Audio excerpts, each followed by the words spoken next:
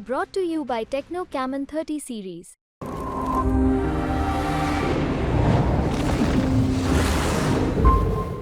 लोकसभा चुनाव के खत्म होते ही हर किसी को इस बात का इंतजार है कि चुनाव परिणाम क्या कहता है उनके लोकसभा क्षेत्र का।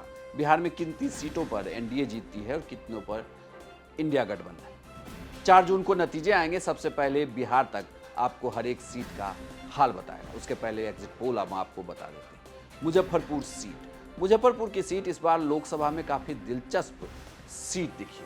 उसे आप ऐसे समझिए कि पिछली बार जो उम्मीदवार थे अजय निषाद, वो बीजेपी से सांसद चुने गए थे, लेकिन इस बार बीजेपी ने उनका टिकट काटा तो उन्होंने कांग्रेस का हाथ थामा और कांग्रेस ने भी सिंबल दे दिया, यानी कि वो उम्मीदवार हो गए। और पिछली बार जो महागठबंधन के उम्मीदवार थे वीआईपी पार्टी की तरफ से राजभूषण चौधरी, वो इस बार बीजेपी ने उन्हें टिकट दे दिया और वो बीजेपी के उम्मीदवार। यानी कि पिछली बार पार्टी जिन्हें चुनाव हरा रही थी इस बार उन्हीं को चुनाव जिता रही थी और ये मामला दोनों तरफ था। ऐसे में अजय निषाद को लेकर नाराजगी भी थी।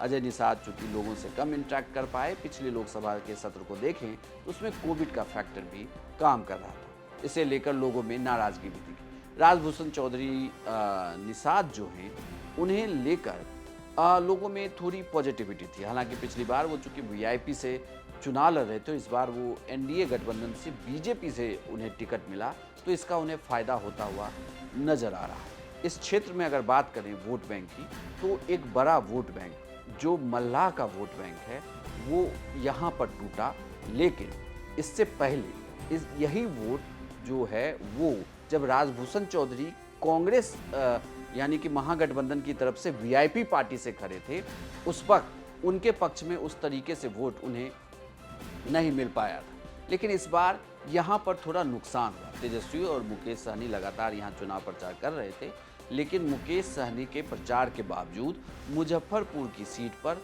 मल्लाहों का एक बड़ा वोट बैंक बीजेपी के पक्ष में वोट कर गया है। अजय निषाद से मल्लाहों की थोड़ी नाराजगी थी। हालांकि मुकेश सहनी उनकी सभा में आए, उनसे मिले, उनसे मुलाकात भी की, लेकिन मल्लाहों ने अजय निषाद पर उतना ज़्यादा भरोसा इस सीट पर नहीं किया। वोट के दिन बाकी जो एनडीए का वोट बैंक था वो यहाँ इंटैक्ट दिखा है, बहुत ज़्यादा उसमें टूट नहीं हुई है। जो आरजेडी का वोट बैंक है वो भी अपने कोर वोट बैंक के साथ इंटैक्ट दिखा, जो अजय निषाद के लिए वोट करता हुआ नजर आया। लेकिन बड़ी बात ये कि इस पूरे लोकसभा चुनाव में मुजफ्फरपुर की सीट पर उम्मीदवारों की पार्टी बदली, लेकिन उम्मीदवार वही थे।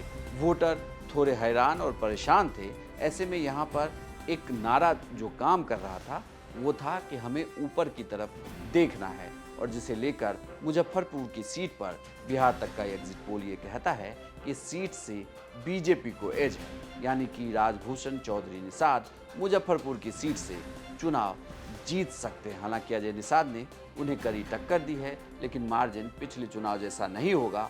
बीजेपी के पाले में मुजफ्फरपुर की सीट जाती हुई नजर आ रही है। हर एक सीट का एग्जिट पोल आप देख सकते हैं बिहार तक पर ही। साथ ही 4 जून को सबसे तेज नतीजे सिर्फ बिहार तक।